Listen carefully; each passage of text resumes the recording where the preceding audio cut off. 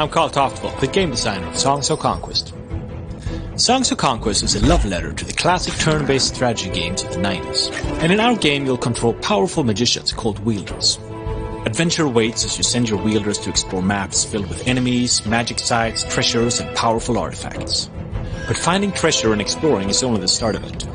You need to invest your riches in both expanding your town and raising a grand army, because sooner or later you'll face the enemy in combat. Each turn, your troops generate essence, a magic resource that fuels and unlocks your spells. Anything from simple buffs to cataclysmic damage dealers.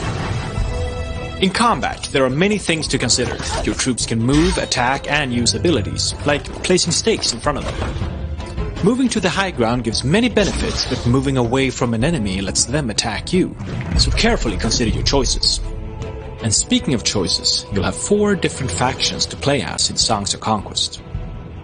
Arleon is the remnants of an empire, now broken up into many warring baronies. Knights are joined in an uneasy accord with the Fae, magical creatures of the woods. Rana, the swamp dwellers, scattered by their enemies. But a mysterious wielder has risen, uniting the folk of the marsh to rediscover their true strength.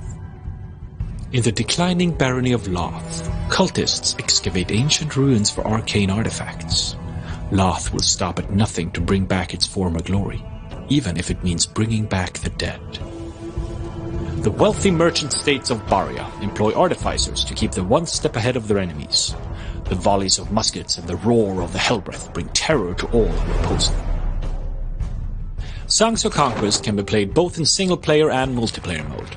The game has 2 campaigns and several skirmish maps.